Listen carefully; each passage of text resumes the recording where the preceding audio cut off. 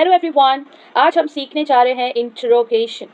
10th हो 12th हो कोई भी क्लास के स्टूडेंट हो, आपको फिगर ऑफ स्पीच अगर आइडेंटिफाई करने के लिए आता है और उसके एंड में क्वेश्चन मार्क होता है तो बहुत ही आसान है आइडेंटिफाई करना दैट इज कि वो सेंटेंस क्या है, इटसेल्फ अ क्वेश्चन एंड उसको हम कहते हैं इंट्रोगेशन। एंड मोस्ट इंपॉर्टेंटली हम कोई भी क्वेश्चन उठाकर इंट्रोगेटिव या रिटोरिकल नहीं बोल सकते। फॉर एग्जाम्पल, अगर मैं आपको पूछूं कि where do you live, okay, tell me your name, okay, तो ये जो क्वेश्चन है ये इंट्रोगेटिव में नहीं काउंट होगा, ये रिटोरिकल में काउंट नहीं होगा। इंट्रोगेटिव क्वेश्चंस या रिटोरिकल क्वेश्चंस जो कि एक फिगर ऑफ स्पीच है, ये एक ऐसा क्वेश्चन हम पूछते हैं which need no answer because person you are asking the question will get the answer, ठीक है, at the end of the question itself. तो जब आप क्वेश्चन पूछकर खत्म ही करते हो, सामने वाले को समझ में आ जाएगा कि इसका आंसर क्या होना चाहिए, एंड ज्यादा करके इसका आंसर यस एंड नो में होता है। तो ऐसे क्वेश्चंस को हम कहते हैं इंटरोगेटिव या फिर उसको हम कहते हैं रिटोरिकल। और ये भी बोर्ड पॉइंट ऑफ व्यू से भी बहुत ही इंपॉर्टेंट फिगर ऑफ स्पीच है जो बेसिकली 1 मार्क का क्वेश्चन आ सकता है। और बहुत सारी 10th एंड 12th की जो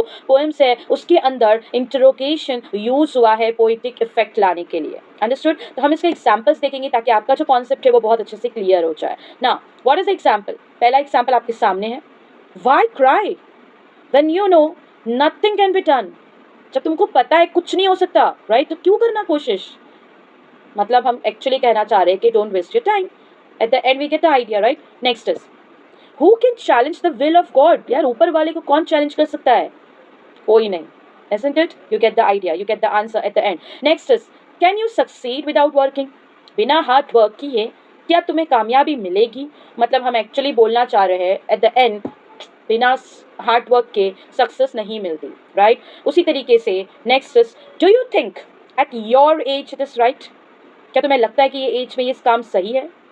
अनदर क्वेश्चन, राइट। जो क्वेश्चन मार्क पे एक सेंटेंस एंड हो रहा है और इसका आंसर एट द एंड हमको ऑटोमेटिकली मिल जाता है कि ये एज में ये काम सही नहीं है। मतलब हम रिटोरिकल क्वेश्चंस को या इंट्रोगेटिव क्वेश्चंस को इस तरीके से जिसका जवाब या तो या हाँ में होता है या तो ना में होता है, हम ऐसे क्वेश्चंस करते ही क्यों हैं? पोएटिक इफेक्ट लाने के लिए या फिर उस पर्टिकुलर टॉपिक पे, उस आइडिया पे ब्रीफली सामने वाले रीडर को हम चाहते हैं कि वो कुछ सोचे, ठीक है।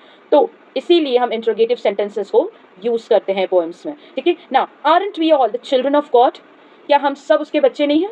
ऑफ कोर्स है, राइट। तो इसी तरीके से जो क्वेश्चंस यूज होते हैं, क्वेश्चन मार्क एंड में आता है रिटोरिकल फॉर्म में या इंट्रोगेटिव फॉर्म में, तो ये हमारा एक इंपॉर्टेंट फिगर ऑफ स्पीच है जिसे हम कहते हैं इंट्रोगेशन। होप आपको मेरा ये जो कॉन्सेप्ट है वो अच्छे से समझ में आया होगा एंड सबसे ईजी होता है इसको आइडेंटिफाई करना, ठीक है everyone. Like my video, comment it and share it with your friends. Thank you everyone.